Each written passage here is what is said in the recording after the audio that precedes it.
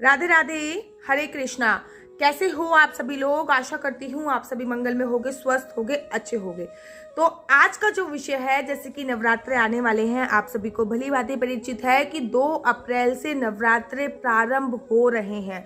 तो आज की वीडियो में मैं आप लोगों को बताऊंगी कि नवरात्रों से पहले नवरात्रों की सफाई भी तो आवश्यक है। भाई, जब घर पे कोई आता है तो आप घर को सजाते हो, आप घर को क्लीन करते हो, तो माँ नवरात्रों पे देवी माँ का आगमन आपके घर पे हो रहा है, उनकी वेलकम की तैयारी नहीं करोगे? तो चलिए आज मैं आप लोगों को बताती हूँ कि नवरात्रों से पहले आपको घर को साफ करना है। आपको घर को साफ कैसे करना है, क्या क्या चीजें आपको घर से बाहर निकालनी है, ताकि नवरात्रे से पूर्व ही आपका घर पूरी तरीके से पावन पवित्र हो जाए और माता रानी की कृपा आप सभी पर बनी रहे। तो चलिए अधिक विलंब न करते हुए प्रारंभ करते हैं। नंबर 1, आपको अपने पूरे घर में गंगा जल का छिड़काव करना है नवरात्रों से पूर्व ही, ताकि आपके घर की जो नेगेटिविटी है वो हर तरीके से दूर हो जाए। विशेष ध्यान दीजिए कि आपके घर के जो भी कोने होंगे उस पर गंगा जल का छिड़काव अवश्य कीजिए। वैसे तो कोशिश कीजिए कि आपके घर के जो भी कोने हैं उनको हटाकर, जैसे कि सोफे हटाकर सफाई कर ली, बेड हटाकर सफाई कर ली। कोनों में जाले लगे हैं तो जालों की सफाई करनी बहुत ज़्यादा आवश्यक है, क्योंकि जाले जो होते हैं वो अशुभ माने जाते हैं और नवरात्रों में जालों का दिखना भी शुभ नहीं माना जाता। तो अपने घर के कोने कोने में जाकर आपको सफाई करनी है और आपको नवरात्र से पूर्व ही 4-5 दिन पूर्व ही गंगा जल छिड़कना प्रारंभ कर देना है। अगर घर पे गंगा जल नहीं है तो आप गुलाब जल भी छिड़क सकते हैं। वैसे मैं अभी अगली वीडियो में बताऊंगी कि आपको नवरात्रों में एक मैजिक वाटर बना के रखना है, जिससे माँ लक्ष्मी की कृपा आप पर सदैव बनी रहेगी, अगर 9 दिन तक आप वो मैजिक वाटर का छिड़काव करते हो। तो अपने घर के कोनों कोनों की जरूर सफाई करनी है, अपने घर के जाले जरूर साफ करने हैं। घर के बाहर किसी भी तरीके का अगर स्वास्तिक बना हुआ है या फिर ओम बना हुआ है तो उनको क्लीन कर लेना है आपको, क्योंकि नवरात्रों में तो आप दोबारा पुनः ही स्वास्तिक बनाने वाले हो ना। पूजा वाला जो कमरा है उसके जो भी पर्दे हैं उनको धो लेना है। पूजा के जितने भी कपड़े हैं उनको वॉश कर लेना है। ये सारी तैयारियां आपको नवरात्रों से पूर्व ही करनी है। पूजा के जितने भी कपड़े हैं उनको वॉश कर लेना है, पूजा के पर्दों को धो लेना है। आपके घर पे मंदिर है, अगर वो संगमरमर का है तो उसको साबुन से साफ कर लीजिए। साबुन से साफ करने के तत्पश्चात गंगा जल का उस मंदिर में छिड़काव कीजिए। उसके बाद दोबारा से मूर्ति वहां पे स्थापित कीजिए। अगर आपको पूजा वाला जो कमरा है उसको अच्छी तरीके से साफ कर लीजिए। वो भी प्राण प्रतिष्ठित मूर्ति नहीं है, अर्थात जिनकी मंत्रों द्वारा प्राण प्रतिष्ठा आप लोगों ने नहीं करी है, उन मूर्तियों को भी अच्छी तरीके से चमका लीजिए। चाहे तो वो पीताम्बरी से भी आप चमका सकते हैं या फिर आप किसी भी धातु से, इमली से चमका सकते हैं। आप उन मूर्तियों को आप नमक और सोडे से चमका सकते हैं। विशेष ध्यान दीजिए, जिन भी मूर्तियों की प्राण प्रतिष्ठा नहीं करी है आपको उन्हीं मूर्तियों को साफ करना है। आपके पूजा के जितने भी बर्तन हैं, चाहे वो तांबे के हों चाहे वो पीतल के हों, उनको भी साफ करना बहुत ज्यादा जरूरी है।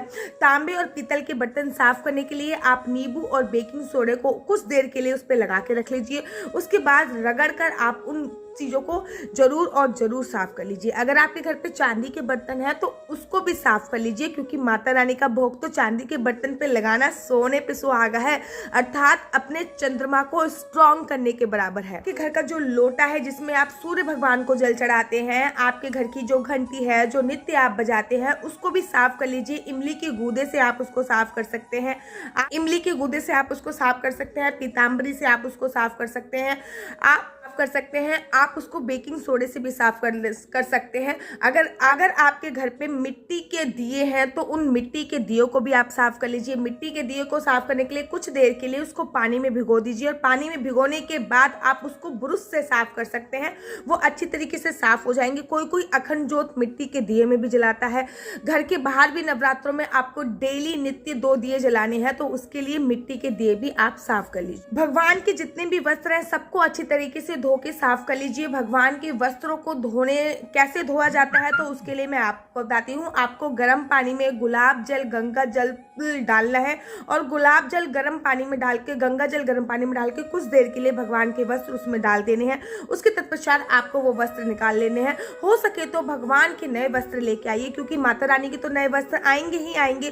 तो आपके घर पे जितने भी भगवान हैं उनके नए वस्त्र लेके आइए नवरात्रों में, उसका अपना एक विशेष और विशेष महत्व है। भी आपको घट स्थापना करनी है, कलश स्थापना करनी है, यहाँ पे भी आपको जो बोने हैं उस जगह को अच्छी तरीके से साफ कर लीजिए। चौकी निकाल के रख लीजिए, चौकी को गंगा जल छिड़क के साफ कर लीजिए। यहाँ पे घट स्थापना होनी है, वहाँ पर गंगा जल छिड़क के साफ कर लीजिए। और एक लाल कपड़ा नया ला सकते हो तो अच्छी बात है, अगर कोई पुराना लाल कपड़ा है तो उसको भी धोकर आप रीयूज कर सकते हो। पूजा का ही वो होना चाहिए। जैसे कि मैं मिट्टी के जिसमें मैं जो भोगाती हूँ या फिर मिट्टी का कलश जो उसके ऊपर रखती हूँ, जब तक वो खंडित नहीं हो जाता तब तक मैं उसको रीयूज करती रहती हूँ। अगर आपके घर पे लहसुन प्याज है तो नवरात्रों से पहले लहसुन प्याज पूरी तरीके से खत्म कर लीजिए।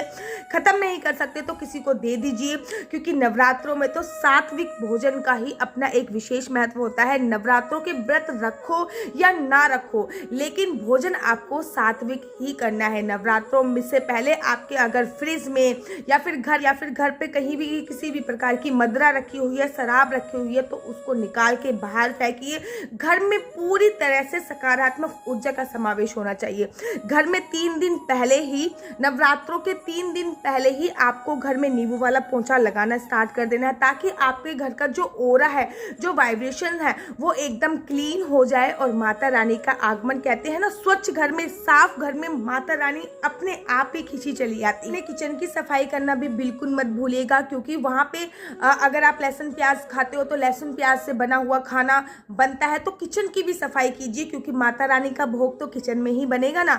तो किचन की विशेष सफाई कीजिए। सारे डिब्बे डुब्बू निकाल के, जो भी खंडित चीजें हैं उसको अपने घर से बाहर निकालिए। खंडित जो भी डिब्बे टूट गए हैं उसको अपने घर से बाहर निकालिए। पुरानी रद्दी बद्दी सब कुछ अपने घर से बाहर निकालिए। तत्पश्चात आपके घर पे पूजा का जो भी सामान है जो खंडित हो चुका है उसको भी अपने घर से बाहर निकालिए। जैसे कि दिया खंडित हो चुका है उसको अपने घर से बाहर निकालिए। जैसे कि कोई घंटी खंडित हो चुकी है उसको अपने घर से बाहर निकालिए। कोई मूर्ति टूट फूट गई है तो उसको भी मैं बता चुकी हूँ कि पुरानी और टूटी फूटी मूर्तियों का क्या करना है, उसके ऊपर मैं डिटेल में वीडियो बना चुकी हूँ, आप वो कर सकते हैं। तो में जमीन पे सोने का प्रावधान होता है तो आपको अपने बिस्तर, तकिए, जो नवरात्रों तक 9 दिन के वस्त्र आपको पहनने हैं, इसके ऊपर भी मैं डिटेल में वीडियो बनाऊंगी कि आपको नवरात्रों में 9 दिन तक कौन कौन से वस्त्र पहने हैं, तो उसके ऊपर भी मैं डिटेल में वीडियो बनाऊंगी। वो वस्त्र धोकर रख लीजिए। जब आप वो वस्त्र धो तो उसमें थोड़ा सा गुलाब जल धोने वाले पानी में अवश्य मिला लीजिए।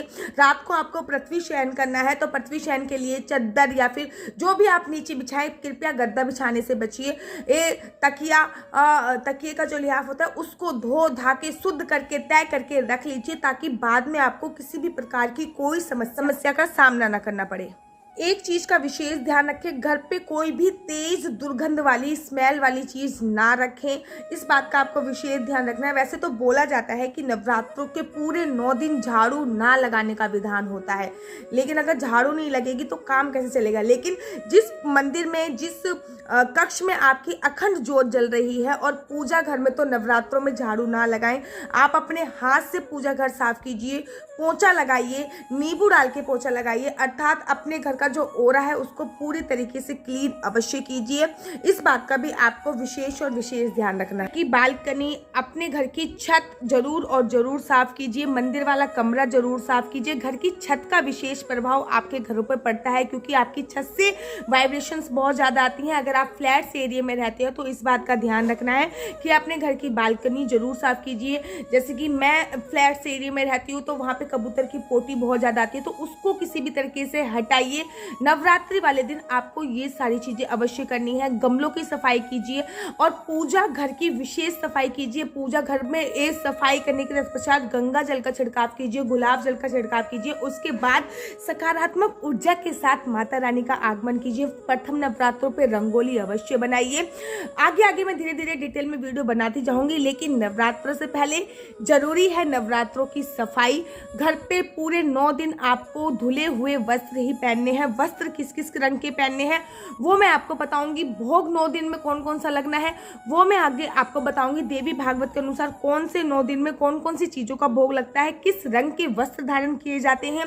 अपना साज श्रृंगार का सामान जरूर उपयोग में लाइए। अपनी जो शादी वाली चुन्नी है, मैं हमेशा बोलती हूँ, जो भी फेरों पे आपने चुन्नी धारण करी थी उस चुन्नी को लेकर पूजा कीजिए। इससे क्या होता है, वो चुन्नी अभिमंत्रित हो जाती है और वो चुन्नी पॉजिटिव वाइब्रेशंस देने लगती है।